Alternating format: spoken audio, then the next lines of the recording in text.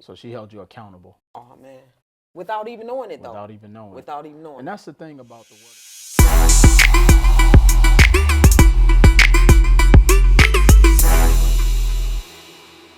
Ladies and gentlemen, welcome. My name is Will Roundtree, host of Full-Time CEO, the Shit They Don't Tell You podcast. And today I'm excited for many different reasons, because our first guest today is someone not only who's a friend of mine, but also she's more than a friend, she's actually family. And the many reasons why I'm excited is because she has a story that I've been telling her forever the world needs to hear.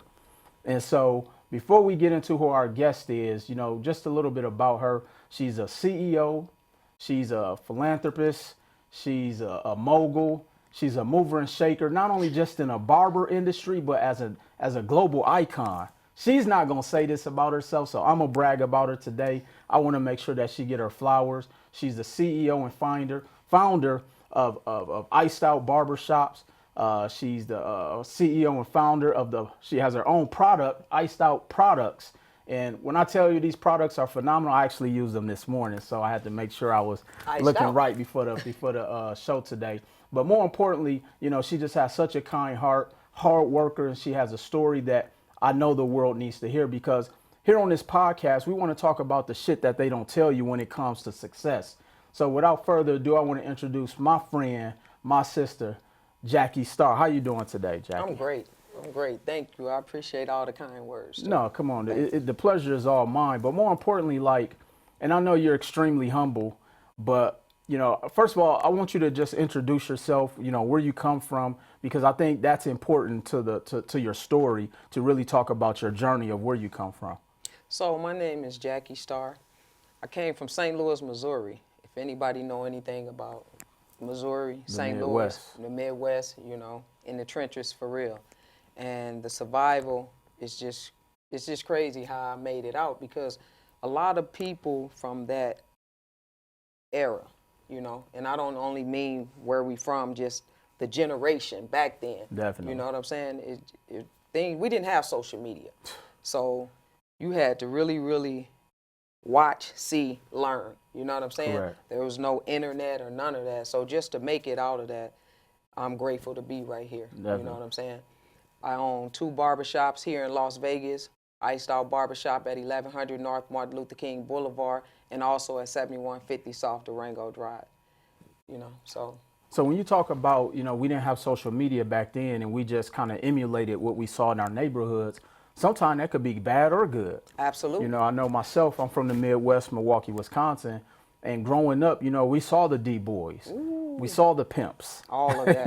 We saw the gang activity. And we wanted that type of lifestyle. We wanted the lifestyle. Absolutely. Not necessarily the repercussions, because that's also the shit they don't tell you. The repercussions that come with being affiliated with that type of lifestyle. Like, how was you able to succumb, making it through those type of things, seeing that within your environment? Well, it was one of those things, like you said. So, you see the drug dealers, the hustlers, the pimps, the panhandlers, all that. And the lifestyle of that, you want that. Correct. So it's a challenge every day. Do I do things the right way, or do I get into what I see go on every day? Definitely. You know what I'm saying? And me, myself, at some point, of course, I fell short, because, again, I'm doing things the right way. Again, the shit they don't tell you. Right. Like you say, I'm doing, the shit the right way. And then it's like, okay, I'm doing it the right way, but others are getting ahead of me by doing it that way. Correct. So sooner or later, I did, fall into that. But it was one of those things. I was a parent at a real early age, at 18. So I had another life to look after, to kind of like navigate the decisions that Correct. I was making. But just going back to your question, how did I make it out, bro? Just through the grace of God and wanting to do better. Definitely. You know what I'm saying? Wanting to do right, knowing that the repercussion from those lifestyles, only outcome is jail or hell. Definitely. You know what I'm saying? And a lot of times where we're from, we were told by the age 21, we'll be locked up, dead, or in jail. Man, for and real. so just to even be able to come out of those circumstances, that itself is a feat. And so I definitely commend, just everything that you navigated. But let's talk about, so you said you became a parent at an early age. Was that what kind of steered you into going into barbering? Because I know, Nah. you had a couple things in your childhood at an early age, being a part of that street culture. How did you still navigate through that and then find barbering? So barbering came later. Again, just trying to rise above the circumstances.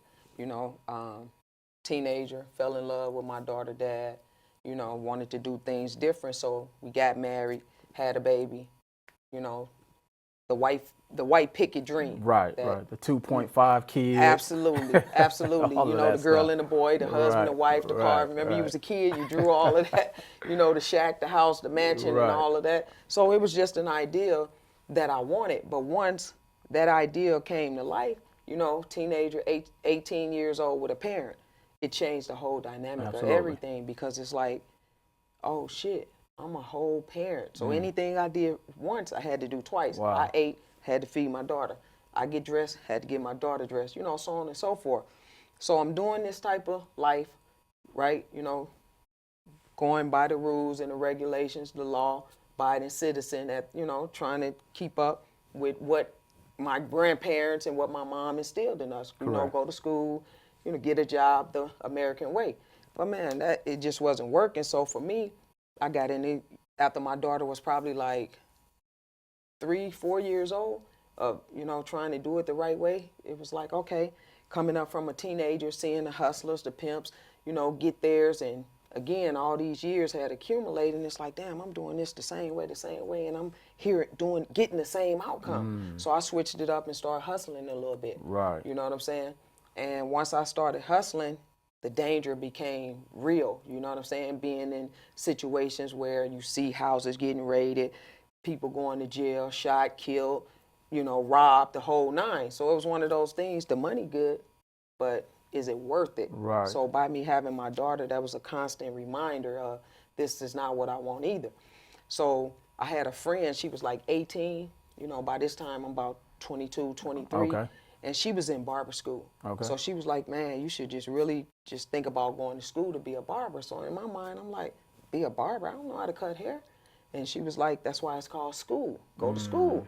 So I'm like, all right, I might think of that, but right now I'm getting this street money real fast. Right. But Now, before you jump into that story, something you said that really sticks out. You said you were going through life attempting to do what's right, Yeah. but you weren't getting the results Exactly. that you wanted to receive. I think that's so important, because I think that's a lot of times what we go through as human beings. Shortcut. We want the shortcut. We want the shortcut because Absolutely. the end goal, because we're doing it the right way, seems like it's taking forever. But it's the best route to take. It is the best route. But what was your mindset going through that? Was it like, man, it's not coming fast enough? Or was it because you were so enamored with everything that you saw and you wanted that? Exactly. I wanted that. I wanted the fast way. I wanted, you know what I'm saying? The nice car, the rims, dress nice, Right. all of that. And shit, 2 weeks waiting on the check, wasn't going to get it. So you need it today. Man, putting it on Yeah, right. layaway, it wasn't working fast Man, enough. they don't know what layaway is these days. No, I forgot. Yeah, they had a layaway, a Foot Locker, all that. Right. So, I used to put things on layaway, but for me, it was more like I fell short of what I seen. You know what I'm saying? Which what happens today. Correct. If I see you going to the left, I'm gonna go to the left because you going, not because I know what's on the outcome. What's the outcome Right. of going to the left? You know what I'm saying? So yeah, it was just one of those things where it was like I wasn't seeing instant gratification. Right. And that's one of the things today that people want to see. They want to see instant gratification, but what they don't know, that working hard, getting there, that's the gratification that you want. Wow. Instant don't exist. You know Right. what I'm saying? Only in rice. Man, please. Hey. Only in rice. No, for real. Definitely. Yeah, only in definitely. rice. So you talked about, your friend introduced you to barbering, and I know at that time, and pretty much still is, it was a male-dominated industry. Absolutely. And so with you saying, I don't know how to cut, she mentioned, that's why you go to school.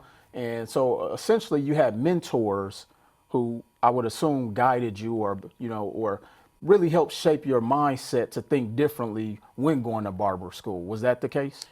Yes and no. So when you say mentors, she was younger than me, but she was on a positive vibe. You know what I'm saying? And looking back, I guess you could say that's a form of mentoring. Absolutely. Because she was doing it the right way. I had stepped off into doing it, the wrong way. Correct. So it was one of those things. We was partners. We hung out all the time. So every time we get together, we flex and flossing. Her flex and floss just as much as mine. Right. But mine come with a bigger price to pay. Right. So it was one of those things where my daughter was getting older and older, so I'm probably like 4.5, 5 years in now. Wow. Nothing happened by the grace of God. And I'm like, man, I got to switch this up. I got to do something different. So I went to barber school really to maintain the financial lifestyle that I had accumulated for myself. But I ended up falling in love with it. You know what I'm saying? Correct. So it was one of those things where when you're looking at life at 18, 19, 20, you really don't know. You don't. That's very true. You You know what I'm haven't saying? seen enough. No, you haven't seen enough. Right. And it's very, very important, the people that are in your ears, because believe it or not, they set that tone. They set that tone to go like the fork in the road, which Right. direction you going to take. You know what I'm saying? You got that partner, man, come on, let's go ahead. Let's get rid of these ounces. Let's get rid of these pounds. The money is good. Although we know the risk, we don't want it. We don't want to take the risk, but it becomes exciting. It's like an adrenaline. I'm going to be honest. You know what's so interesting when you talk about risk? It's like, so when it comes to doing the wrong thing in life, we know the risk. 100%. But we're willing to take it because of the lifestyle. Yeah. But then when you look at business and entrepreneurship, we know that there's a risk there. But it's like people are scared to take that risk. So it's like, I'm scared to lose money. I'm scared to lose time. I'm scared I might lose friends, or I'm scared of failure. But when we look at the path of, crime and street life and pimping and hustling, we know the risk is jail. We know the risk is death. We do. Why is it that you think sometimes we'll take that path of risk, but not the other one? It's exciting. The streets, it's exciting. It's fun. So you're really not thinking about the police can come. You in your mind, you sneaking. Like it's like with anything. You know That what I'm is saying? true. That's true. Sneaking, creeping. Right. It's excitement to Right. that. Who's gonna know? They will never know. Nobody knows. It's that Right. type of deal. So when you in it, you know the consequences that you can face. But again, going back to the lifestyle, you know what I'm saying? Right. You get money. Back then we had pagers. You know what I'm saying? I remember those So days. man, you see that 2, 3, 4, 500 in that page, you don't care what Right. You dropping consequences. everything. You dropping huh? everything Right. and you going after it. But like for me, again, a female, with a daughter. So all of those things played a major, major part in decision making for me. So you have to change your mindset immediately. Mindset immediately. Definitely. Believe it or not, every time I knew it was a risk, and it was like, I can't keep doing this. I can't Right. keep doing this. I got to change. I got to do something different. But I think for me, she was the main focus of that mindset, even going back to, Correct. I got to do something different. Definitely. You know what I'm saying? Right. So let's fast forward. You go to barber school. You start learning how to cut. So what was that pivotal moment when you're like, man, I could do this on a large scale? You know what? Las Vegas, because I still was hustling. Okay. Barber school was a cover-up. You know what I'm saying? Okay. It was one That's of those another things. part of that risk. That's another part of that risk. Right, It was a cover-up to get by what you're doing over here. Okay. One of those things, don't let your right hand know what your left hand doing. Right. But so me in barber school, I still was hustling. So I didn't really take it serious. Right. It was like a crutch in case they asked me, well, where this money coming from? Oh, I cut hair. I'm at House of Fade right there on Right. Broadway. You know what I'm saying? Knowing I'm not in there like that. But again, we think we beating the system. Right. But we're not. Because if you being watched, they already know what's going on. You know what I'm saying? Correct. So for me, barbering became my life once I changed. So I had to move from Minnesota in order to make that change because it's hard when you're around it every day, all day. Everybody is doing the same thing. Right. That You know what I'm saying? environment is so important. Man, it's important. My family hustlers, you know what I'm saying? My homies, everybody that I click with, you know what I'm saying? Correct. Everybody doing the same thing. Right. I was pretty much one of the only ones that's going this way. You know what I'm saying? It's like tug of war. If you got 4 people over here, 3 over there, it's unbalanced. Definitely. So it was just kind of like me against the world. But I had that little girl right there every Right. single day. You know what I'm saying? I wasn't the parent that didn't have the kid, drop the kid off and dip. Right. No, I was there every single day. You were her responsibility and she was your responsibility. Absolutely. So Right. I had to change for her. So it was one of those things where I was like, all right, in order to change, I gotta move myself from a situation. Correct. Because if I didn't move myself from the situation, I don't think that You've change been in that would've came. same environment. Absolutely. So you moved to Las Vegas, bright lights, Man. city of sin, as they call it. What was that transition like? Because, you know, I moved from the Midwest to the West Coast, and it was a culture shock for me. So what was that culture shock like for you coming out of that environment and coming to the West Coast? So when I first came to Las Vegas, I came in 1999, you know, off that money. Right. Living it. I'm thinking I'm balling, you know what I'm saying? It's me, a couple other people. I'm paying for the whole trip, food, whatever we want, because money come. Easy come, easy go.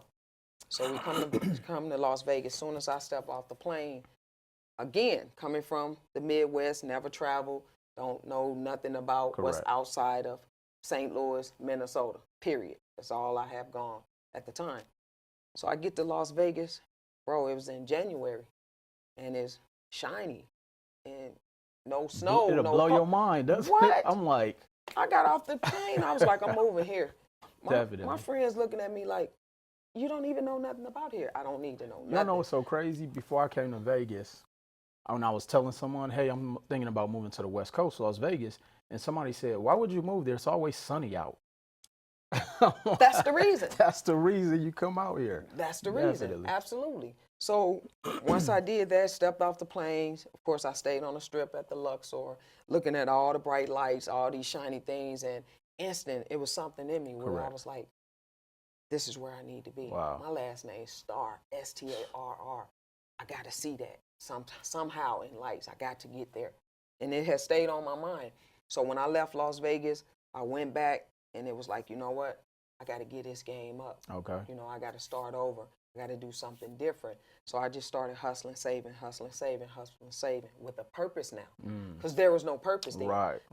I was just out there because the money was plentiful. Right. You know what I'm saying? Looking good, going where I want to go, eating what I want to eat. You know what I'm saying? And then I thought I was a little player. You know what I'm saying? Had a couple pieces here and there. So it was fun. It was exciting. But how long do you let that be the final decision of your life? You know what I'm saying? So long story short, packed it up, came to Vegas. When I came to Vegas, I was green as far as being outside of my comfort zone. You know what I'm saying? I didn't know a soul. I just rolled the dice and was like, hey, I'm going to take a gamble. Right. You know what I'm saying? Didn't know the hard work I had ahead of me because I had started a life. Right. Everything was easy. Everything was given, pretty much. Or you paid for what you wanted. So when I came to Vegas, my daughter was 11 years old. And I started working at Hair Unlimited. Okay. And that shop was the best decision I could have made because I'm already coming from where I was hustling. Right. In Vegas, you know what's here. Definitely. Same thing. Same but environment. You know, Yeah. Same environment. Pimping, drugs, all of that. So I'm in the barbershop, bro, and I'm making $50 a day. I'm coming from thousands a day to $50. Wow. You know how brutal that was? Yeah, mentally that gotta be tough. Oh man. But I think what helped me, I didn't know nobody. Didn't nobody know me. I didn't have shit to prove. I only had something to prove to that little girl who I gave life. Right. And who I already had made life so difficult for both of us going through the transitions from the choices I made. So she held you accountable. Oh man. Without even knowing it, though. Without even knowing. Without even knowing. And that's the thing about the word accountability. Accountability is really responsibility. Absolutely. And when you have someone who holds you accountable, whether it's your daughter, whether it's a mentor, whether you just have someone who's in your ear constantly like, get your shit together. Exactly. They put that level of responsibility on you for you to change. Exactly. And that's definitely important. So you're at Hair Unlimited, you're making $50 a day. Clearly you can't survive on $50 a day anywhere. No, but I had a savings. Okay, I did have a cushion that I was okay with. Definitely. But still, even that, you ever took and didn't put in, it go even faster. Yeah, that is true. You know what I'm saying? That's true. So when I first moved to Las Vegas in my mind, all right, I'm going to take off a whole year. You know, just me and my daughter. Right. Tour Las Vegas, get to know it, whatever the case may be. Man, money was leaving. You're going to work. you know what I'm saying, making 50, 75, 80 a day, it's like it wasn't adding up. So eventually, you know, it was one of those mental things I thought about, should I go back? Okay. Well, you already know what backwards is. Definitely. So if I go back there, you already know what's there. If I keep going, I don't know what's ahead. Right. So it was just one of those things, time, going back to what we saying. Correct. I knew I had to put in the time and the dedication that was required to accumulate more clients, to make more money. So I had to pour into this craft that I was covering up. You see what I'm saying? Right. Because in Minnesota, I was just getting by. Okay. When I got to Las Vegas, it was like, nah, you got to really, really do this. If you're going to stay here, if you're going to go back, you know, that's going to be a greater risk to me. And it's going to show signs of failure. Right. You know what I'm saying? And I can't fail to me. With me, I have to prove it to myself. Right. You know what I'm saying? Right. Because if I prove it to somebody else, to me, it wasn't worth it. Definitely. You know. So you're cutting hair. You're at Hair Unlimited. You're now a Las Vegan. You know, you left the winter, the brutal months. And so how did you step into becoming a celebrity barber? Let's talk about that, you know. So I'm at Hair Unlimited. And at the time, I didn't know boxing. All I knew was, you know, Muhammad Ali, Mike Tyson, Evander Holyfield, the heavyweight. Right. So I'm at Hair Unlimited, and this guy walk in, little short guy, you know, and he was fly. You know what I'm saying? Definitely. So I'm not. That stood out. That stood out. Come on, that's where we from. That stood out. You know, Gucci shoes, belt. You know, he was fly. Right. So I'm looking like, okay, I'm wondering, what does he do? Okay. You know, I had no idea his occupation. In my mind, is he a politician, son? I mean, do we sell? What? Right. But everything was nice, neatly, and fitted. Okay. So it wasn't like the overly sized baggy stuff that we was wearing back then. So I asked the barber next to me, I was like, who is that? You know what I'm saying? And he was like, you don't watch boxing like that? I'm like, no. He was like, that's Floyd Mayweather Jr., the welterweight champion of the world. I'm like, oh, okay. And I left it at that. Okay. So then later on, he came in, you know what I'm saying? And I guess he peeped. We both from the Midwest. So, you know, he just was like, you're not from around here, huh? I'm like, nah. He's like, where you from? I was like, St. Louis. He was like, Midwest. I figured that, you know, just a little talk like that. And just like that, we became cool. You know what I'm saying? He'll come in, we'll always speak. Now, before I even started cutting Floyd's hair, we was already friends. Wow. You know what I'm saying? We was already cool from 2001 to 2004. When I first got my shop, it was 2004. So I worked at Hair Unlimited from December 18th to be exact, 2001 until August the 3rd, 2004. I opened up Iced Out. Wow. So this barber that was at Hair Unlimited was his barber named Rico and Ramar. Okay. Ramar was his barber first, and then he ended up going to Rico. So let me say this. This is important to our industry. The reason why he ended up leaving Ramar, going to Rico, is because when Floyd would come, he would always come last minute. 5:45, shop closed at 6, 5:45, 5 minutes to 6. Well, technically, that's the shop hours. Right. So the barber, I guess, didn't want to, you know, he was like, I had something to do. Oh, wow. That one time changed the whole dynamic of their relationship. Wow. So he let Rico cut him. He liked it, and he stayed with Rico. Okay. That's how that ended up happening. Wow. But opportunity. Opportunity. You got. That's the thing I tell people. You have to be prepared for every single opportunity. 100%. Because, and that goes back to what we talked about. Ready. You have to stay ready. Yes. And that goes back to what we were talking about earlier, how, you know, a lot of times we're like, man, doing the right thing isn't working out. But that's really the preparation for when that opportunity does come your way. 100%. And if we start looking at everything as preparation, I think we have a different outcome as opposed to saying, man, this shit not working. And that's part of the things that they don't tell you about, you know. And so that's a hands-on thing. It really is. It really is. So he gets a new barber. You open up Iced Out. Yep. What was that process of even starting a shop? I didn't even want to start a shop. I'm glad you asked that. Because, again, I was a parent at 18. Okay. So I already knew what responsibility was like. Right. So once I moved to Las Vegas, I didn't want no responsibility but that little girl. Okay. That's it. So a friend of mine at the time that moved here also, she wanted to open up a shop. It was already a barbershop. Okay. It had a front and a back. She was going to turn the back to a beauty shop and the front to a barbershop. Right. And it was like one of those things, my wrist was really twist. So I didn't want to do it. But again, that's just like if you go and get a barbershop wheel and you need my license and I'm working at somebody else's shop and you like, Jack, you could be owner with me. It's a no-brainer. Absolutely. You know what I'm saying? So I jumped on that opportunity, but long story short, I didn't even want a shop. It just fell in my hand. Right. So it grew me up, though, fast, instantly. You know what I'm saying? As far as ownership, responsibility, and leadership. So I had to. Was it easy? Hell no. Still not easy. It never gets easy. It never That's does. the thing. No, it's not easy. Right. It's never going to get easy. Right. You know, levels and growing, it gets harder. I tell people, like, your level of responsibility and accountability changes at each level. 100%. You know, your work ethic changes at each level. 100%. And I tell people, like, if you're trying to make it to making 6 figures a year, that's a different work ethic. Then to go from just, you know, a low 6 figures to, let's say, $500,000. That's a whole nother work ethic, a whole nother level of leadership, a whole nother level of responsibility and accountability. Then when people say, I want to make millions, that's a whole nother level of accountability, responsibility, work ethic, and you're responsible for other people and now their families, their livelihood. What was that like? Now you have, you know, other barbers you're responsible for. So it was like I don't want to say you couldn't make mistakes, but you had to now change your thinking about, hey, it's not just about me and my daughter. Now I built something that is responsible for other people's families. What was that pressure like?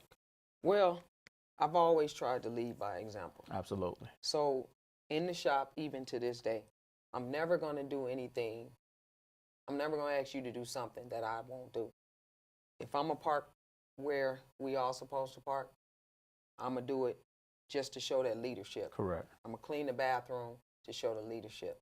So for me, it's one of those things where when you lead by example, you expect it. I won't even say expect it because I've learned expectations. It should just be done. It should just be done. Definitely. But for me, it's one of those things where I learned and I realized that everybody don't want it. You know what I'm saying? Like a lot of us, we sign up for a situation and we can't rise to the occasion. Correct. But the license that you have and what you went through to get your independent contractor license as a barber, nail tech, whatever you are, right, it's a level of responsibility that already comes with that. So very true. I'm thinking you already went to school, you already know what this is all about. So it's just a matter of following it.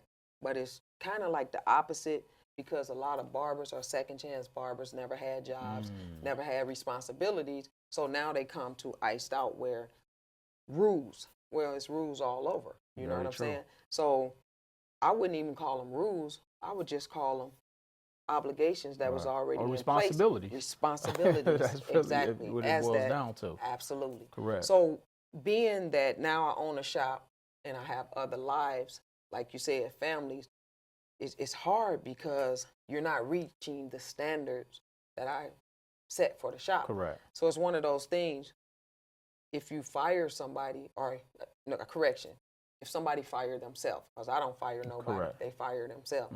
If you fire yourself, now how you going to feed your family now? Correct. Of course, you can go to other shops, but it's rebuilding all over again. Yeah.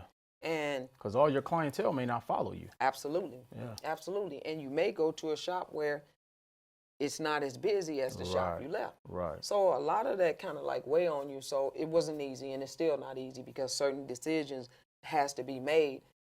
It caused some like, damn, I didn't want to let that person go, but at the end of the day, it was just a better overall fit for the business. Yeah, it's a business decision. It's a business decision. I often tell people, like, in business, and I love asking other business owners, like, that emotional detachment you have to have, because you build a friendship with your team. Yep. You almost become you almost have to become family, because they got to trust you.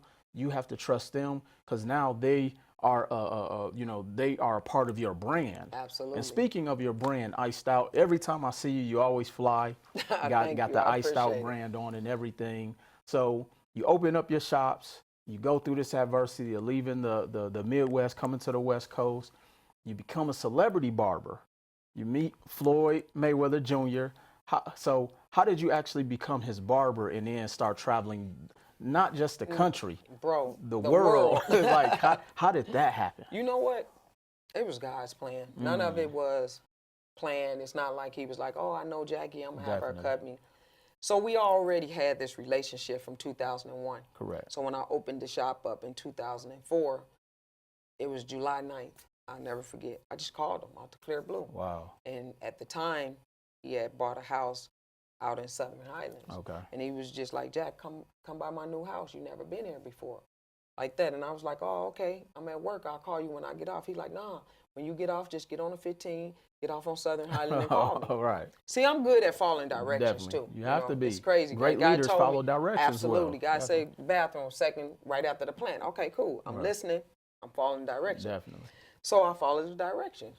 I got off work, got done, got off on the 15, hit him. I'm sorry, took the 15 off, got off on Southern Highlands. That's an exit.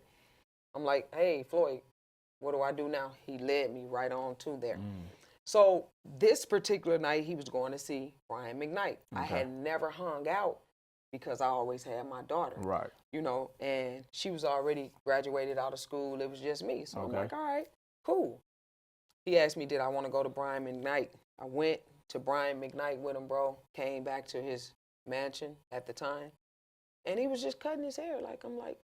He was cutting his own hair? Yeah, because he was no longer wearing a fade. He was just shaving it. Okay. So he was cutting it. I was like, you want me up? He was like, yeah.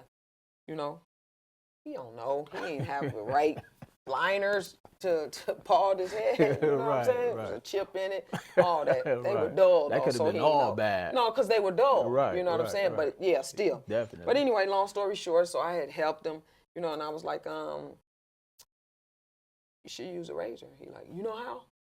Yeah, I'm a barber.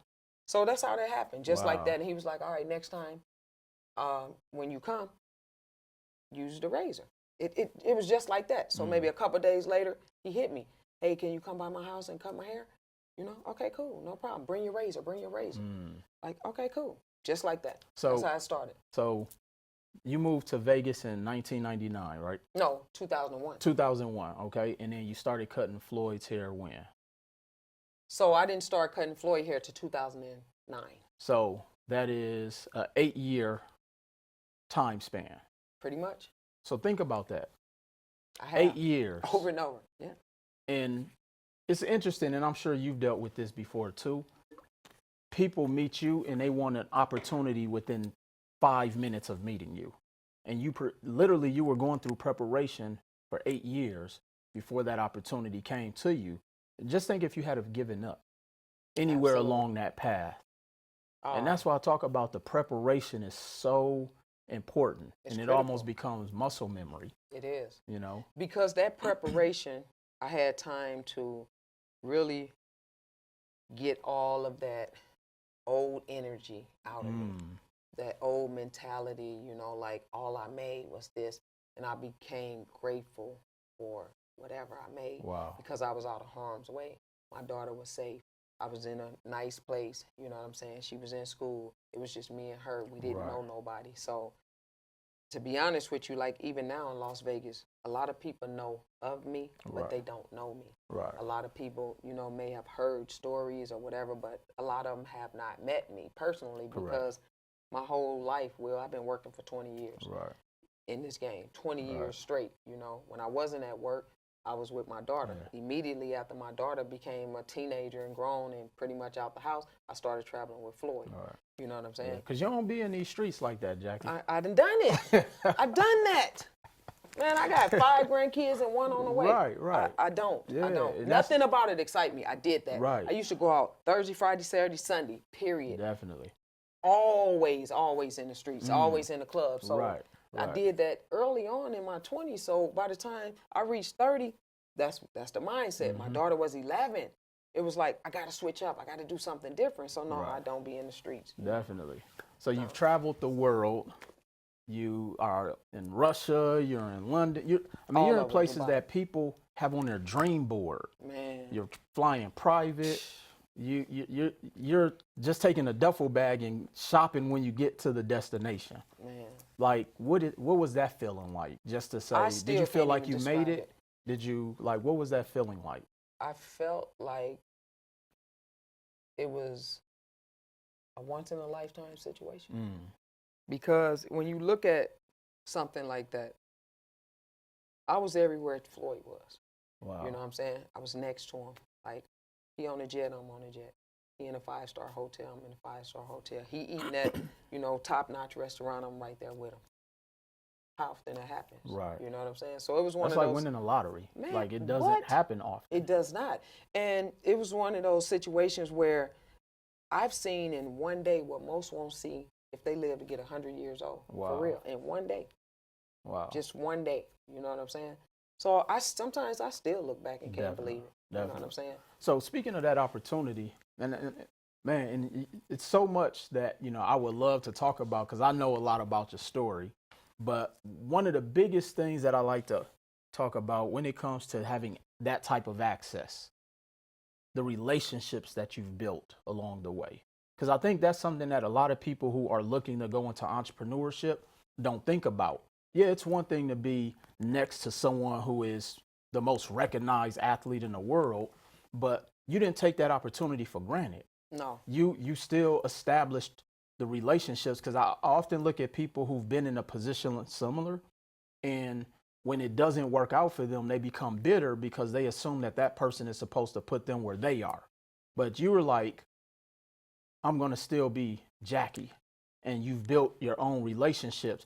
How important was the relationship building aspect for you? Was that something conscious that you thought about, or that was just happened organic? It's just who I am, Okay. because I'm from the old school. I was taught never burn a bridge because you might have to cross that bridge again. Definitely. And there was no reason to burn it. Floyd has been extremely, wonderful to me. Like, Definitely. First is respect over any and everything. Correct. I respect him as a person.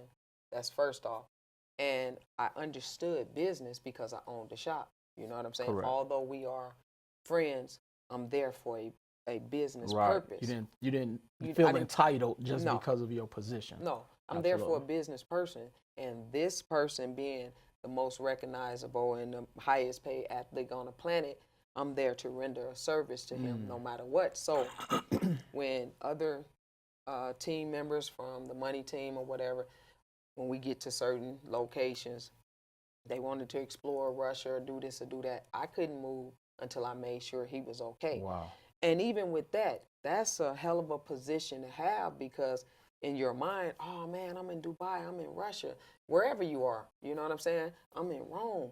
All of these things, people, like you said, that's on their bucket list. Right. So you want to get out and explore and live that type of lifestyle, which is fine, but you got to going back to responsibility. You got a responsibility to do it. He was my responsibility. Wow. He was the reason I was there.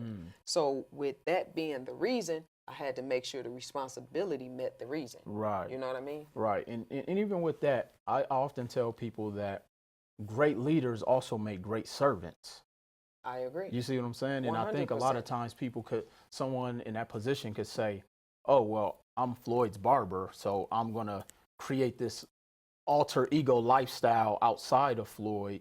Look at me, I'm the, you know what I'm saying? As opposed to saying, never outshine the master. You can That's never rule number outshine one. the master. Never outshine and the if master. people really understood that, then you start to create your own opportunities, a lot of times even just by watching. Absolutely.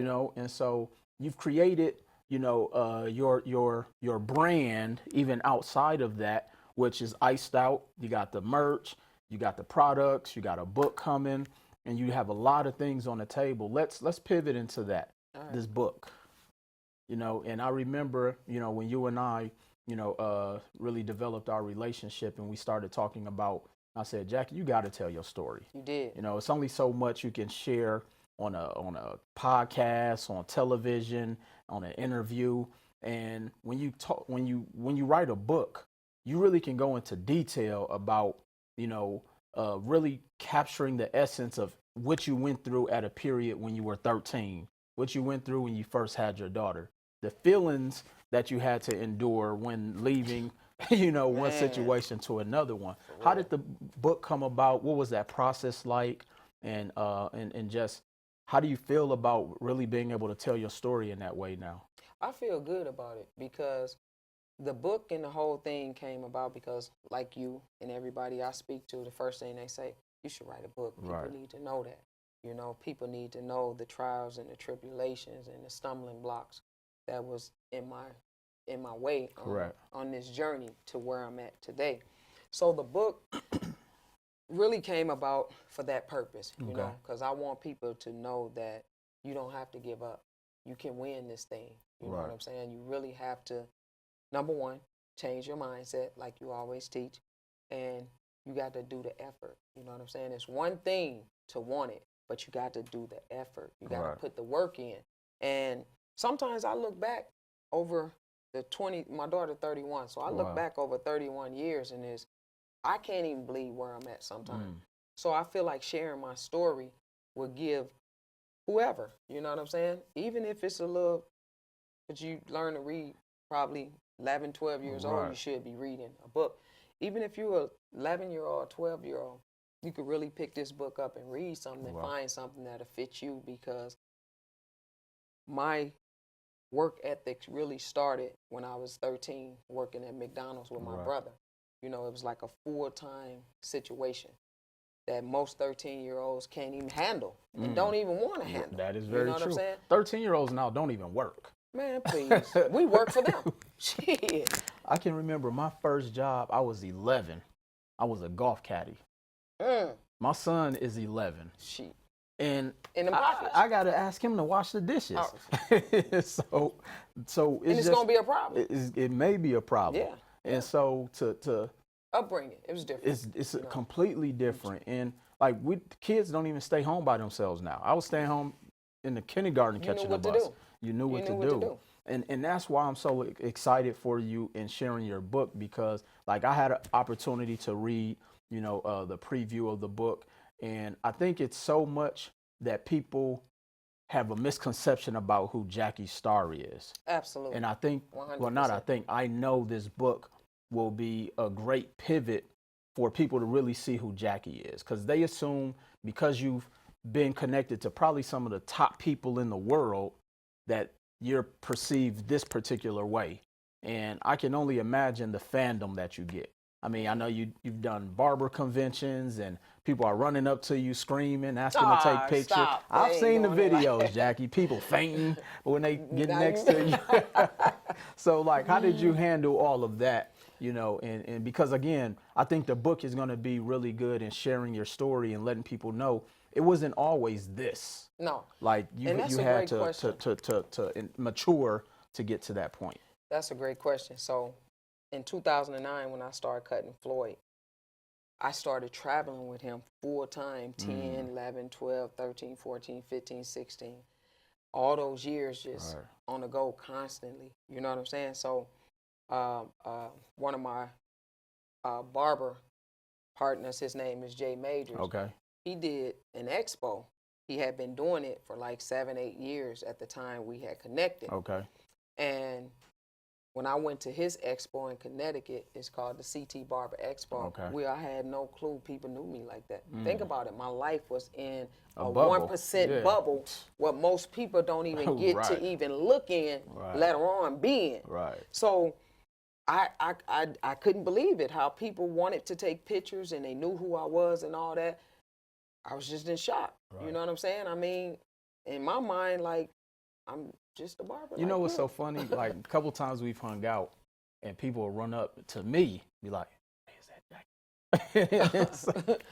And so just to see, again, like, people really don't know how humble you are. And, and that's one of the things I appreciate about you. And although I think that you deserve the right to talk your shit. Let me just say that. Start popping it, you definitely deserve that. But just the fact of how humble you are, and I mean, like, you call my mom's and check on her. Like, just, you don't meet a lot of people like that. People. And I can see that. And I definitely could see that. Because especially our people, man, it's like we're the most underrated, people on the planet. Definitely.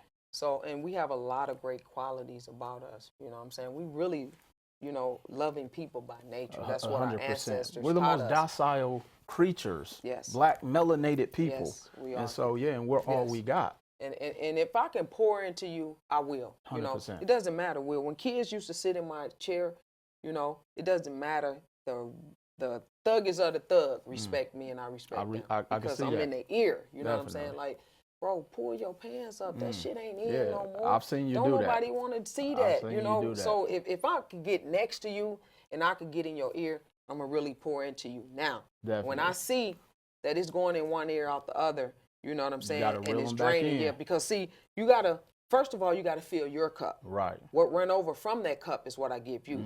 So what I used to do is just fill somebody else's cup, and then what's left is for me. So I had to reverse that and put me first. Right. So I'll still pour into you, but I won't pour as much if I know that it's not, you know what I'm saying, being received and accepted. 100%. Because at the end of the day, you gotta appreciate when you have somebody like Will. You could reach out and say, hey, can I talk to you? Give me a second. That's a blessing to have. Absolutely. So you gotta, make sure you, thank you, I appreciate that. You gotta make sure you take care of situations like that. So if it's a person that I'm cutting their hair, man, woman, boy, girl, cat, don't matter. You're gonna pour into them. I'm a pour and into people respect that, and they remember that. They do. They remember that. So a couple more questions as we wrap up, Jackie.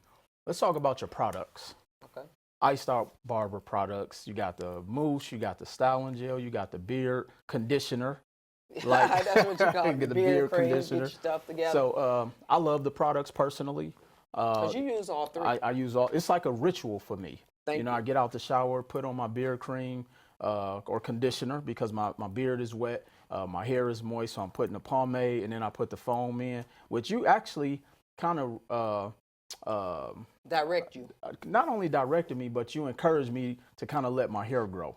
Oh, yeah. And so, and you was like, you should try something different, let it grow out. And so I appreciate it. And I love the products. I stand behind them. I love the new look on you. I appreciate that. And you always tell me like, bro, you looking good in your pictures. And so that give me confidence to keep going out there and all of that stuff. So, but where can people pick up the products? You can go to icedollarproducts.com. It's our website, and you will see the products on there. So speaking of the product, before the pandemic, I had like an 8-piece on the way. But after the pandemic, everything became, shit, you lucky if you can get some good broccoli. Right. You know what I'm saying? So it was one of those things, once the pandemic hit, it limited me. So right now I have 3 amazing products that's out. That's the premium pomade, the premium beard cream, and the silk mousse foam. And the reason I call it silk, because that's what your hair gonna feel definitely like. make it feel good. Definitely. So last question, I ask all my guests this. What's that one thing you wish you had have known, on this journey of entrepreneurship, being that full-time CEO, or that one thing you wish that, would have been different for you? I wish I would have known the importance of school. Okay. Because again, going back to my childhood, it was one of those things where certain things we put on the back burner for the instant gratification. So I wish I would have known the importance of that. Okay. So the education. Education. Well, one thing I will say is I often tell people that I never let school get in the way of my education. So even just going through and being self-educated, and I think that just your experiences alone, because I know we go back and forth sometime in a good way when I'm like, Jackie, you got this shit. You know what I'm saying? And so I just always appreciate you being open enough and respecting, some of the things I share with you. I'm always listening to you, whether you know it or not. Sometimes we be on the phone. I'm taking notes, listening to some of the things you're saying, and always admiring you from afar. So, I had a great time on today's show. Y'all make sure y'all follow my sister, Celebrity Barber, full-time CEO, entrepreneur, globally recognized. How can they find you on social media, Jackie? Iced Out Barber. It's really that simple. So we appreciate y'all joining us today on the Full-Time CEO podcast, The Shit They Don't Tell You, where Jackie has definitely shared the shit that they don't tell you about the journey of being a celebrity barber, because that's the industry all barbers eventually want to get to. They do. Being that celebrity barber. But they don't know, it's a lot of work. It's a lot of work that comes with it. Definitely a lot of work. Well, appreciate you, Jackie. Thanks you for coming out, and I'll see having y'all on the next episode. Peace.